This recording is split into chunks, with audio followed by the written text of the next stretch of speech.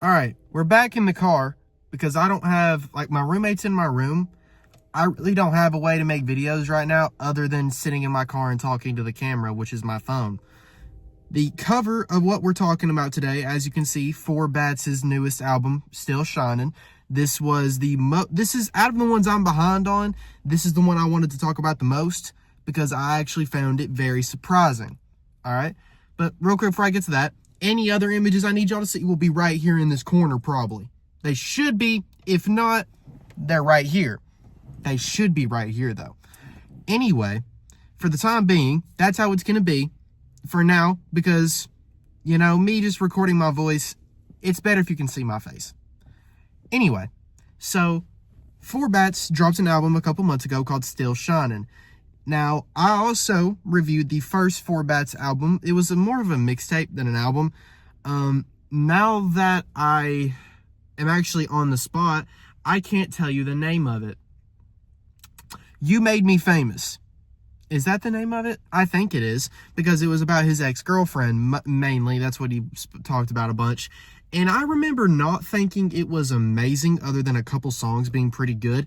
But in hindsight, I didn't rewatch the review or nothing, but I remember liking it. And I remember seeing a vision for where it could go. I remember specifically, I like 4Bats' voice. I do. I really do. It's very unique. It's very on the song. It stands out. It has a presence if he uses it right. And that is something that I think is very important in an R&B album, that there should be a lot of voice presence, you know, because that's the most important part of a R&B album is your voice. Or one of, not the most important, but one of. You cannot tell me a successful R&B artist with a bad voice, or like a not even subjectively bad voice, but like an objectively not that unique of a voice. You know what I'm saying? The Weeknd has a great voice. Chris Brown has a great voice. Leon Thomas has a great voice. 4Bats, I think, has a really good voice. So he is kind of, if he uses it right, obviously that is another key factor, he can make pretty good music in my opinion. This album, I'm not trying to make it sound amazing, but it did actually surprise me that it was a pretty good listen. I actually really, really enjoyed it. I really did. Songs like, this sounds crazy titles, songs like Get You Wet, Can You, I am blanking on the title of another one that I really like, and it makes me really mad. But there are multiple songs on this project that I'm a huge fan of. Part of it also has to do, I've kind of admitted this before, I have a little weird, like, soft spot for, like, freaky music, kind of. I love Brent Faiyaz. I love freaky Chris Brown. 4Bats is also a very blunt in his freakiness. You know, he's a very blunt singer, which I do think works in his favor. I kind of like the bluntness of it. You know what I mean? That's one of the reasons I like Sabrina Carpenter, because she's pretty blunt. You know what I'm saying? When it comes to stuff like that. And I have a special spot for it. I don't know why. Maybe I'm weird for that. But there's other parts of this. I think, for example, Yeet. I do not like old Yeet music.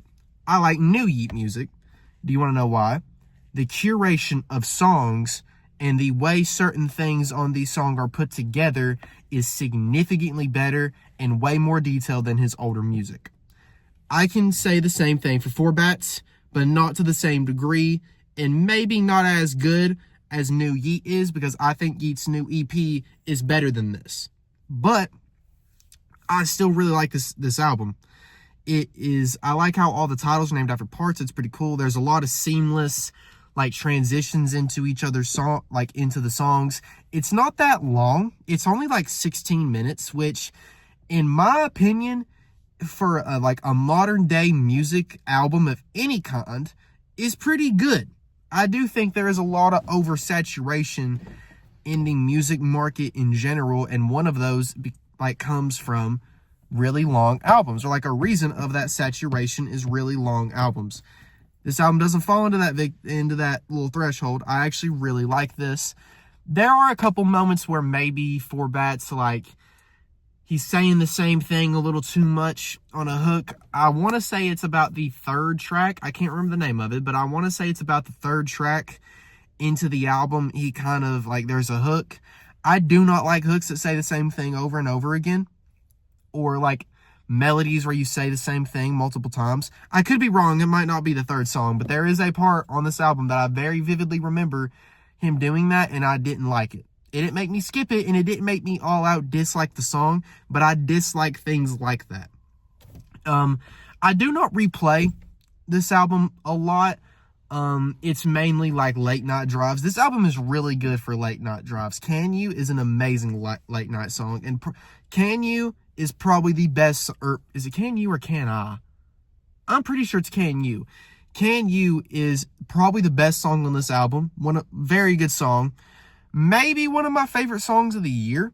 But back to what I was saying about like the curation, the way he uses his beats, the way he puts his voice. He lets the beat talk for long enough. Like, he lets the beat stay going for a while, because the production on this album is pretty good. It's very good, even. There's a couple songs in here where the beats are a little basic, but basicity is not that bad of a thing. As long as they're not bad, you know what I'm saying?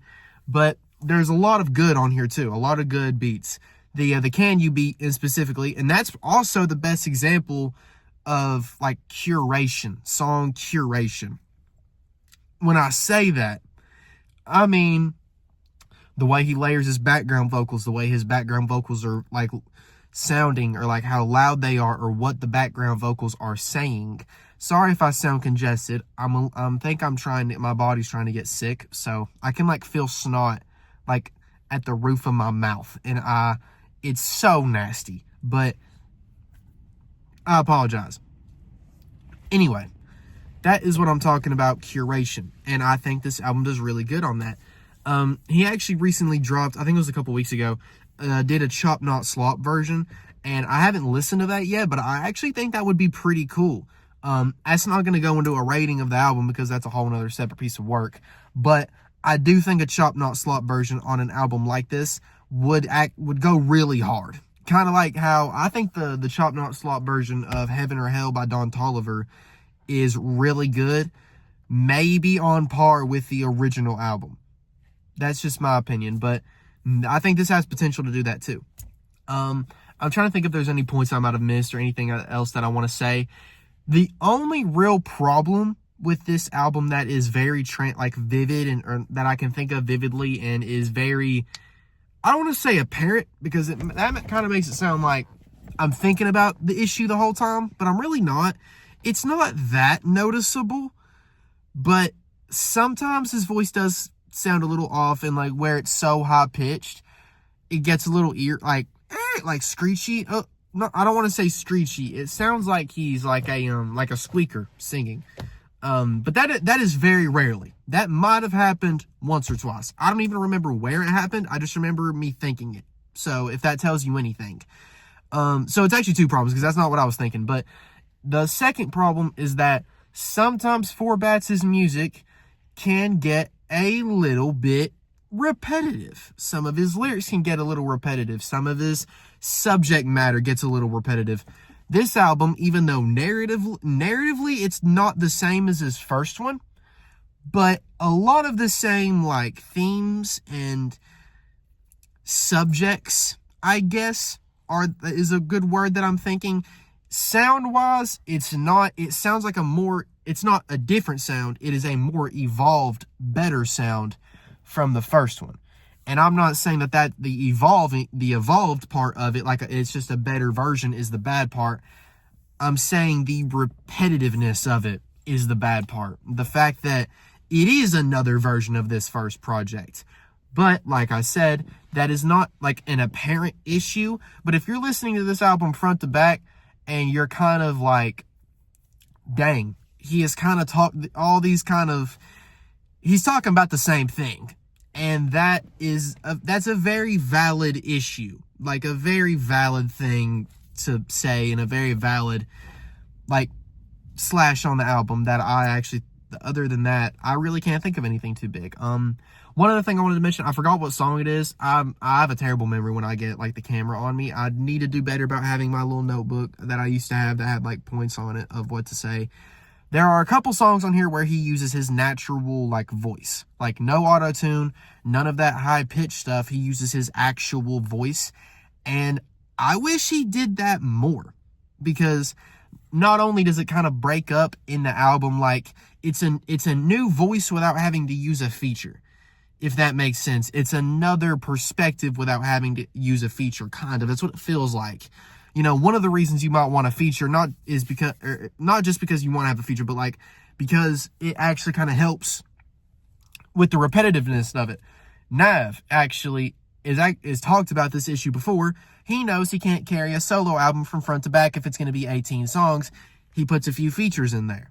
He knows he can't do it, and that's completely fine. That is a very normal issue and a very normal thing to not necessarily be able to do.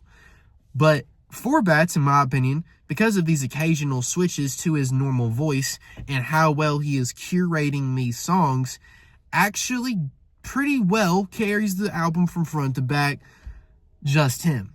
So I know I'm being really positive, but my score isn't going to reflect all this positivity because I'm only giving it a 7 out of 10. Now, the reason I'm deducting points is because, like I said, maybe, I know I just talked about how good it is that he kind of carries it. It could have still benefited from like another voice. Like I think a random Don Tolliver or like a random Sway Lee feature would have been really good on any one of these songs. It would have went super hard. I would have loved it. But besides that, that's like only real issue. I don't replay this album that much. An album is not going to get like points if I don't replay it. Well, let me reword that. This certain albums have that exception, but this album doesn't. I feel like because like it's not a good thing that I don't come back to it all the time. You know what I mean? That it kind of hurts this one. I can't really explain that right now, how some albums have an exception. For example, actually, Kendrick Lamar, Miss 'Em Around, The Big Steppers, really good album that I love. I don't replay it all the time. It's not gonna. I wouldn't take away points from that because I don't listen to it all the time. This album I am though. Maybe that's me being stupid. I don't know. But that and sometimes his voice occasionally, very rarely, got a little too high for me. That is about all the main. Oh, and the repetitiveness of like some of the subject matter and like the theming and stuff. That's really it though. That's really it. Mainly the main thing is the repetitiveness or something on my tongue. The repetitiveness of it. There we go. I can talk. I promise. But yeah, anyway, I really love this album. Love is a strong word. I really like it. I replay it. I don't replay the album. I listen to Can You a lot. Can You is one of my favorite songs of the year. If I do like a top 10 songs of the year, if I'm caught up on albums by then, I will probably listen to, like, I will probably have it on a top 10. If nothing, maybe if I've seen a list of other songs I love, I would think, this one can't really fit. You know what I'm saying? Maybe that issue might arise. But as of right now, I would definitely recommend going and listening to this. Even if it was bad, I would still recommend going and listening to it. Form your own opinion. Maybe you hate this. Throwing this in at some point in the video, talking about features probably, because I actually kind of forgot Leon Thomas and Maxo Cream are on this album. And the reason I forgot is because I do not think that their inclusion is that good. Now, I re-listened to the song with Maxo Cream and I do like it. Do not get me wrong. That is not me saying I don't like it. But in terms of like the rest of the album, I just don't. That's the main reason I forgot about it. It's just not there for me. You know, same with the Leon Thomas, same with the Flow, same with the other feature that I've already forgot the name of who it was. That's really is like as simple as it is. Like they're not that good in my opinion to really like. And that can also be a point like against the album curation. Kind of could have probably picked better voices or better talent to be here. But Maxo Cream is a nice little, and maybe it was a little too early in the project. Maybe it could have been moved to like the latter half to really kind of break up all the singy and with like some rapping. You know what I'm saying? But excuse me. It didn't really hit me like that. And that's why it's kind of it's a forgettable feature. That's really all I'm getting at. So back to what I was saying. Shit. Maybe you love this more than I like it, and that is okay. Share your opinion if you've already listened to it. You know, subscribe, like, do that. You know, comment, give me engagement so more people can see this. But if you liked it, there's going to be another video tomorrow. I promise. I appreciate you guys. 7 out of 10 for 4 bats here. His music is going on an upward trend. It's going to keep getting better. I promise. Subscribe.